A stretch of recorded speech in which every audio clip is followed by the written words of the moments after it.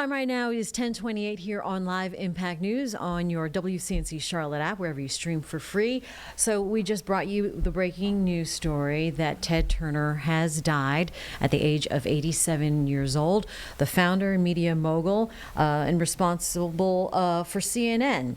So pioneer of cable TV and really just turn TV on its head and news watching as well, but something that no one could see, so it is fair to call him a pioneer.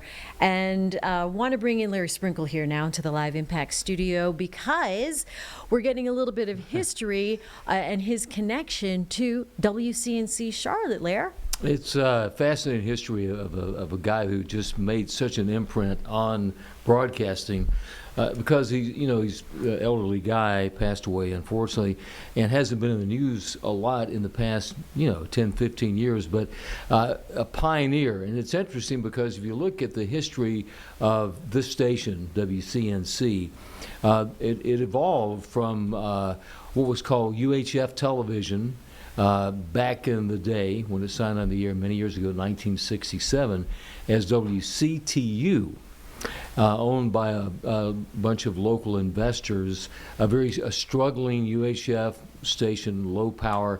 And so this guy by the name of Ted Turner comes along and buys the station and immediately changes the call letters to WRET, Robert Edward Turner, after him. After himself. And he took the station that was struggling, barely staying on the air, and actually went on television, on the station, and said, people watching, I need your help. I need you to make an investment, whatever you can afford, send that to me. I will pay you back with interest in 1 year because I want to keep the station on the air. People responded in this area. They sent in money. And within a year, he turned the station around and they got their money back with interest. Wow. So he took a very struggling station, started making a profit, became a station that was really on cable systems across the United States. It was what was called a superstation at one time, back in the 70s. In 1980, Westinghouse Broadcasting, which at one time was a major owner of TV stations nationwide, bought WRET from Ted Turner for $20 million. $20 million in 1980 was a lot of money. Yep. What did he do with that? He started CNN. That's how it all started, because of the station that we work for today. So he took it. It was Cable News Network, CNN. He owned it and certainly made history with it. But at the same time, he made a lot of other history as well. He bought the Atlanta Braves.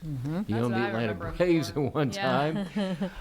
Here at this station at one time, wrestling was actually presented by Jim Crockett Productions. But it was on our station when it was WRET. So he bought that from Jim Crockett and changed it to WCW, World Championship Wrestling. So Ted Turner was monumental in what he did for broadcasting, and what, the reason we're all here today is because of that guy.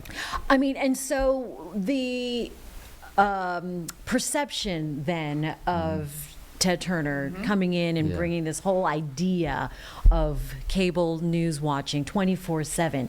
How did that fall? From what, 3, maybe 4 broadcasters, the main channels, and then you get this idea of like, what people are going to want to watch news. Back in those days, cable was so new to everyone. I mean, there was a time when no one had cable. Your television came over the signal. You got an antenna either on top of your house or rabbit ears, and so he was in the early days of cable TV. And took it, and in the early days when very few people watched, and because his investment was so big, and his investment in a news operation, people started getting cable, and he had another station, WTBS, which was cable, And that broadcast movies and programs, independent programs and local programming. So he was a pioneer in cable. And if it wasn't for Ted Turner, I'm not sure if cable would be what it is today because of his investment. And he made a lot of money. In fact, he made a pledge to the United Nations that he was going to finance him one time and give him $1 billion. And in 2015, he did that. And did it feel like, what is this guy thinking, though?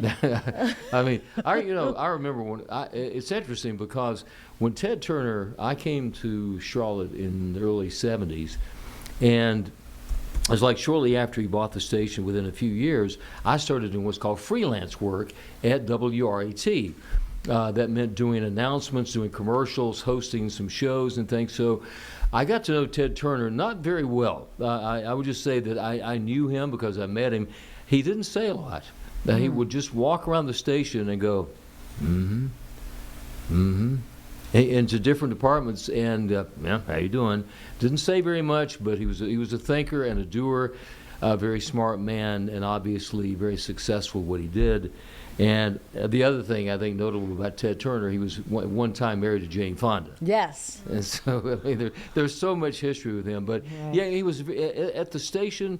He was very quiet, and everything he did was from the background, his investment, his knowledge. He was a visionary for broadcasting. Yeah. I think that's what I think too. Pioneer, visionary. Those are the words. And philanthropist. Right? Without a doubt. He did a lot of great work with his money. Well, like I said, $1 billion to the United Nations.